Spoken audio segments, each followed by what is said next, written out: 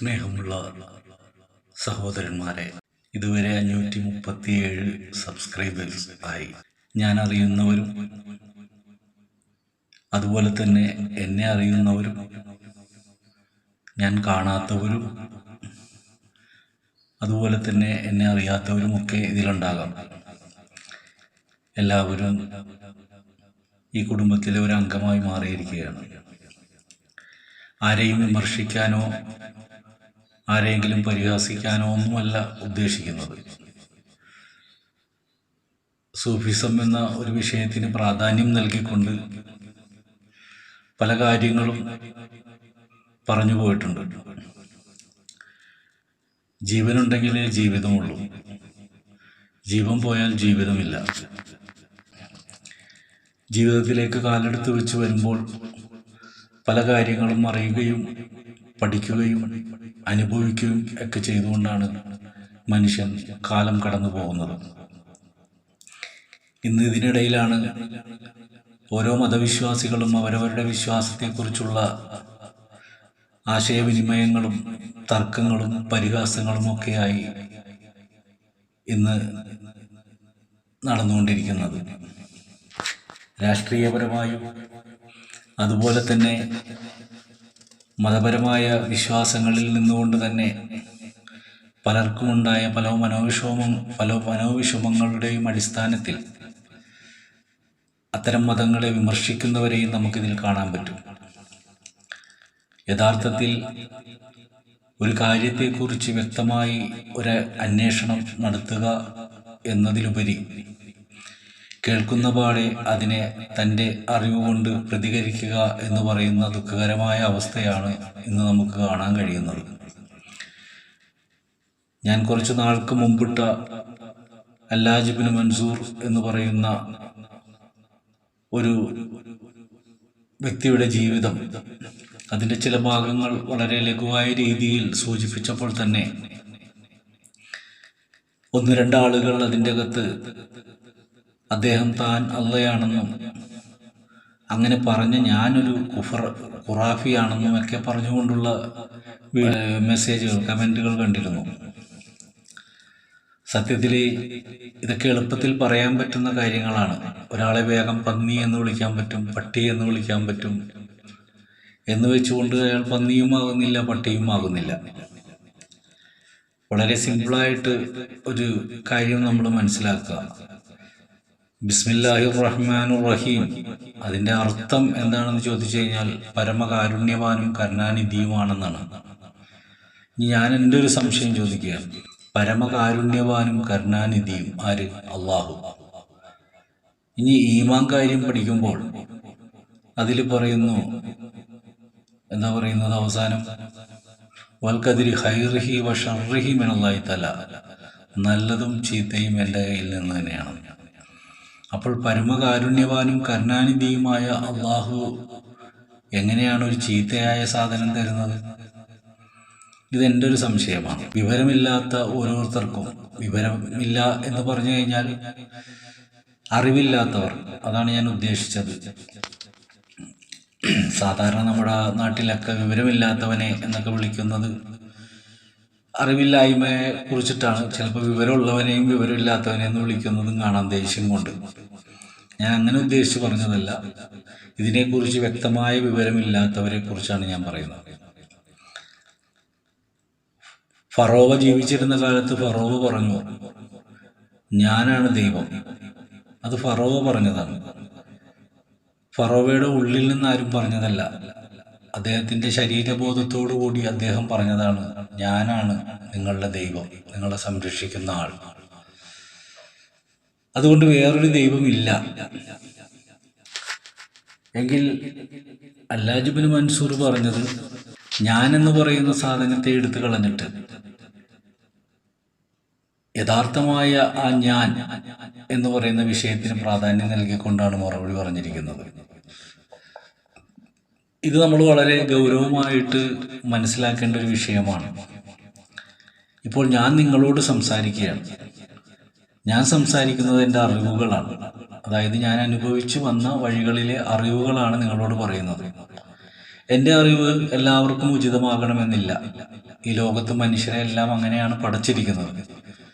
വ്യത്യസ്തമായ കാഴ്ചപ്പാടുകളും വ്യത്യസ്തമായ അനുഭവ രീതികളും വ്യത്യസ്തമായ അറിവുകളൊക്കെ കൊണ്ടാണ് മനുഷ്യൻ മുന്നോട്ട് പോയിക്കൊണ്ടിരിക്കുന്നത്. എല്ലാവരും അല്പാൽപമായിട്ടാണ് ഓരോ വിഷയത്തെക്കുറിച്ച് മനസ്സിലാക്കുന്നത്. ഇവർ ഖുറാഫി എന്ന് വിളിക്കുമ്പോൾ നൂറ്റാണ്ടുകൾക്ക് മുമ്പ് മൺമറഞ്ഞു പോയ മൻസൂർ എന്ന് പറയുന്ന ആ വ്യക്തി താൻ ദൈവമാണ് എന്ന് പറഞ്ഞതിൻ്റെ യഥാർത്ഥമായ പൊരുള് എന്താണെന്ന് തിരിച്ചറിയാൻ കഴിയാതെ പോയത് വലിയ കഷ്ടം തന്നെയാണ്. ഒരു ടേപ്പ് റെക്കോർഡ് പറയുകയാണ്, ഞാനാണ് നിങ്ങളെ പാട്ട് കേൾപ്പിക്കുന്നത് എന്ന് പറഞ്ഞാൽ എന്താ അതിൻ്റെ അർത്ഥം? നിങ്ങൾ അതിനോട് എന്ത് മറുപടി പറയും? ആ ടേപ്പ് റെക്കോർഡിന് വർക്ക് ചെയ്യാൻ കഴിയുന്നത് കറണ്ട് കൊണ്ടാണെന്ന് ആ ടേപ്പ് റെക്കോർഡ് തിരിച്ചറിഞ്ഞിട്ട് ആ ടേപ്പ് റെക്കോർഡ് പറയുകയാണ്, ഞാനാണ് നിങ്ങളെ പാട്ട് കേൾപ്പിക്കുന്നതെന്ന് പറഞ്ഞാൽ അത് തിരിച്ചറിഞ്ഞാൽ എനിക്ക് വേഗം തിരിയും. കാരണം ആ ടേപ്പ് റെക്കോർഡ് പറയുന്നത് കറണ്ട് കൊണ്ടാണ് എനിക്ക് പ്രവർത്തിക്കാൻ കഴിയുന്നത്. അപ്പം എന്നതുപോലെ ഫറോവ പറഞ്ഞത് ഞാനാണ് ദൈവമെന്ന്, ഹല്ലാജ് പറഞ്ഞത് ഞാനാണ് ദൈവമെന്നാണ്. ഹല്ലാജ് പറഞ്ഞത് ദൈവത്തിനെ കുറിച്ചാണ്, ഫറോവ പറഞ്ഞത് അദ്ദേഹത്തെക്കുറിച്ചാണ്. ഇത് നമ്മൾ വളരെ ഗൗരവമായിട്ട് അതിനെക്കുറിച്ചൊന്ന് ചിന്തിച്ചെങ്കിൽ മാത്രമേ അതിന് ഉത്തരം കിട്ടുള്ളൂ. അതെല്ലാവർക്കും കിട്ടണമെന്നില്ല. കാരണം എല്ലാവരും വെറും അർത്ഥം കൊണ്ട് മാത്രം തർക്കിക്കുന്നവരാണ്. അർത്ഥങ്ങൾക്ക് പര്യായമുണ്ട്, വിപരീതമുണ്ട്. ഇപ്പം ഞാൻ വന്നിട്ട് പറഞ്ഞാൽ കുറേ കരി കിടക്കുന്ന കണ്ടു, ആ വരുന്ന വഴിയിൽ കുറേ കരി കിടക്കുന്ന കണ്ടു എന്ന് പറഞ്ഞാൽ നിങ്ങൾ എന്ത് മനസ്സിലാക്കും? വിറക് കത്തിച്ചിട്ട് അതിൻ്റെ, അല്ലെങ്കിൽ വിറകിൻ്റെ കരി, വിറക് കത്തിച്ചിട്ടുള്ള കരി അല്ലേ, അങ്ങനെയല്ലേ? ആനക്ക് കരി എന്ന് പറയും. കൈ എന്ന് പറഞ്ഞാൽ ആന എന്നാണ്. അപ്പം ഞാൻ പര്യായം പറഞ്ഞാൽ നിങ്ങൾക്ക് മനസ്സിലാവും. അപ്പം എന്ന് പറഞ്ഞ പോലെ അർത്ഥം പറയുന്നവർ ശരീരത്തിലും അതുപോലെ തന്നെ പര്യായം പറയുന്നവർ ഹക്കീക്കത്തിലുമുണ്ട്. അപ്പോൾ പര്യായങ്ങൾ പഠിച്ചിട്ട് വേണം ഹക്കീക്കത്തിൻ്റെ ആളുകളെ തിരിച്ചറിയാൻ. കാരണം അവർ പര്യായമാണ് പറയുന്നത്. അപ്പോൾ അർത്ഥവും പര്യായവും പഠിച്ചവനിക്ക് ആ പറയുന്നത് വേഗം മനസ്സിലാകും. വെറും അർത്ഥം പഠിച്ചവനിക്ക് ഈ പര്യായം പറയുന്നത് തിരിച്ചറിയാൻ പറ്റില്ല. കാരണം ഇത് വളരെ വിശദമായിട്ട് തന്നെ സംസാരിക്കേണ്ട കാര്യങ്ങൾ തന്നെയാണ്. വളരെ ചെറിയ ഒരു വാക്കുകൊണ്ട് പറഞ്ഞു തീർക്കാൻ പറ്റുന്ന വിഷയങ്ങളൊന്നുമല്ല. ഇസ്ലാമിനെ വിമർശിക്കുന്ന ധാരാളം ആളുകളെ നമുക്കിപ്പോൾ യൂട്യൂബ് ചാനലിൽ കാണാം. ഈ കാലഘട്ടത്തിൽ തന്നെ എന്നെ ഖുറാഫി എന്ന് വിളിച്ച അവരെ കുറിച്ച് ആലോചിച്ചിട്ട് എനിക്ക് വിഷമങ്ങളൊന്നും തോന്നില്ല. കാരണം ഇവിടെ പുന്നയ്ക്കലും അതുപോലെ തന്നെ ജാമിദ ടീച്ചറും അതുപോലെയുള്ള ഒരുപാട് ആളുകൾ പലതരത്തിൽ ചോദ്യങ്ങളുമായിട്ട് കടന്നു വന്ന് വളരെ മോശമായ രീതിയിൽ ഇസ്ലാമിനെ വിമർശിക്കുന്നുണ്ട്. അവരെല്ലാം അവരുടെ അറിവ് വെച്ചുകൊണ്ടാണ് സംസാരിക്കുന്നത്. പക്ഷെ അതിനെതിരെ ശബ്ദമുയർത്താൻ, പ്രതികരിക്കാൻ ഇവിടെ പണ്ഡിതന്മാരോ ഈ പറയുന്ന ജമാഅത്ത് ഇസ്ലാമിയുടെ ആളുകളോ ആരും തയ്യാറായിട്ടില്ല. അവരെ തോൽപ്പിക്കാനും കഴിഞ്ഞിട്ടില്ല. റസൂലിന് എല്ലാ കഴിവുണ്ടായിട്ടും അബൂജഹലിനെ നേരെയാക്കാൻ പറ്റിയില്ല. മൂസാ നബിക്ക് എല്ലാ കഴിവ് കൊടുത്തിട്ടും ഫറോവയെ നന്നാക്കാൻ പറ്റിയില്ല. ലൂത്ത് നബിക്ക് കഴിവ് കൊടുത്തിട്ട് ഒരു സമുദായത്തെ മുഴുവനും നന്നാക്കാൻ പറ്റിയില്ല.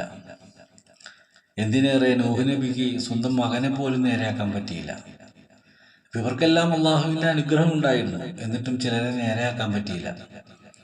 അപ്പോൾ വൽക്കതിരി ഹൈറി വ ഷർറി മിനല്ലാഹി തആല എന്ന് പറഞ്ഞതിൻ്റെ അർത്ഥം എന്താണെന്ന് ഇപ്പോൾ ഏകദേശം മനസ്സിലായി കാണും. അപ്പോൾ ചിലർക്ക് അള്ളാഹുവിൻ്റെ അനുഗ്രഹമുണ്ട്, ചിലർക്ക് അതുപോലെ തന്നെ തിന്മയുണ്ട്. ആ തിന്മയെ തോൽപ്പിക്കാൻ കഴിയില്ല. കാരണം ഖുർആൻ അൽ-ബഖറ സൂറത്തിൽ പറയുന്നുണ്ട്, അവരുടെ കണ്ണും കാതും മുദ്ര വെച്ചിരിക്കുകയാണ്. അതുകൊണ്ട് അവർക്ക് എത്ര താക്കീത് നൽകിയാലും അവർ അനുസരിക്കില്ല. അപ്പം അങ്ങനെ ഒരു വിഭാഗത്തിനെ കുറിച്ച് പറഞ്ഞിട്ടുണ്ടെങ്കിൽ നമ്മൾ അത്തരം ആളുകളെ തിരിച്ചറിയുമ്പോൾ അവർക്കെതിരെ പോയി സംസാരിച്ച് നമ്മൾ ക്ഷീണിതനാകേണ്ട ആവശ്യമില്ല. മനസ്സിലാകുന്നവന് മനസ്സിലാകും. എല്ലാവർക്കും എല്ലാം മനസ്സിലാകണമെന്നില്ല. അപ്പോൾ ഞാൻ പഠിച്ച സ്കൂളിൽ എത്രയോ ഓരോ ക്ലാസ്സുകൾ കടന്നു വന്നപ്പോൾ നല്ല മാർക്കോടുകൂടി ജയിച്ചവരും, എന്നാൽ അത്യാവശ്യം മാർക്കോടുകൂടി ജയിച്ചവരും, എന്നാൽ എല്ലാ വിഷയത്തിലും തോറ്റുപോയവരും ഒക്കെ ഉണ്ടായിട്ടുണ്ട്. എല്ലാവരും ഒരു ക്ലാസ്സിൽ തന്നെ ഇരുന്നതാണ്. എല്ലാവർക്കും തലച്ചോറുണ്ട്, എല്ലാവർക്കും ആരോഗ്യമുണ്ട്, എല്ലാവരും ഭക്ഷണം കഴിക്കുന്നവരാണൊക്കെ ഉണ്ട്. പക്ഷേ വ്യക്തമായി പഠിക്കാൻ കഴിയുന്നില്ല. അതാണ് പ്രോബ്ലം. അപ്പോൾ എന്തുകൊണ്ട് പഠിക്കാൻ കഴിയുന്നില്ല? എല്ലാവർക്കും ബാപ്പയുണ്ട്, ഉമ്മയുണ്ട്, ഇവരെയൊക്കെ സ്കൂളിലേക്ക് പഠിപ്പിക്കാൻ വിട്ടിട്ടുണ്ട്. വീട്ടിലെ ദാരിദ്ര്യവും മറ്റു പ്രശ്നങ്ങളൊക്കെ ഉണ്ടാവും. എങ്കിലും അതൊക്കെ മാറ്റി വെച്ചുകൊണ്ട് മക്കളെ പഠിപ്പിക്കാൻ വിട്ടവരാണ് രക്ഷിതാക്കൾ. പക്ഷെ ആ സ്കൂളിൽ വ്യക്തമായ രൂപത്തിൽ പഠിക്കാൻ കഴിയാതെ തോറ്റുപോകുന്നവരും, എന്നാൽ ജയിക്കുന്നവരും റാങ്ക് നേടുന്നവരും ഒക്കെ ഉണ്ട്. എല്ലാവരും റാങ്ക് നേടാറില്ല. എന്നതുപോലെ ലോകത്ത് സൃഷ്ടിക്കപ്പെട്ട മനുഷ്യരിൽ ചിലർ റാങ്ക് നേടിയവരാണ്, ചിലർ അത്യാവശ്യം മാർക്ക് ഉള്ളവരാണ്, ചിലർ വട്ടപൂജ്യമാണ്. ഈ വട്ടപൂജ്യത്തിൻ്റെ ആളുകളാണ് എപ്പോഴും വിമർശനങ്ങളായിട്ട് നടക്കുന്നത്. അപ്പം അതുകൊണ്ട് വിമർശനങ്ങൾ ഈ ലോകത്തിൻ്റെ അവസാനം വരെ ഉണ്ടാവും. അതൊരിക്കലും നിൽക്കാൻ പോകുന്നില്ല. കാരണം അർത്ഥം മാത്രം പഠിച്ച് സംസാരിക്കുന്നവനും അർത്ഥവും പര്യായവും വിപരീതവും പഠിച്ചവനിക്ക് മാത്രമേ ഇതിൻ്റെ പൂർണ്ണത ഉൾക്കൊള്ളാൻ കഴിയുകയുള്ളൂ. വരും ദിവസങ്ങളിൽ ഈ വിഷയങ്ങളെല്ലാം ആസ്പദമാക്കിക്കൊണ്ട് സംസാരിക്കാം. സാധാരണ രീതിയിലാണ് ഞാൻ സംസാരിക്കുന്നത്. എല്ലാവർക്കും മനസ്സിലാകുന്ന ഭാഷയിലാണ് സംസാരിക്കുന്നത്. അത് എല്ലാവരും സ്ഥിരീകരിക്കണമെന്നല്ല, ഉൾക്കൊള്ളേണ്ടവർക്ക് ഉൾക്കൊള്ളാം, അല്ലാത്തവർക്ക് തട്ടിക്കളയാം. ഇൻഷാ അല്ലാഹ്.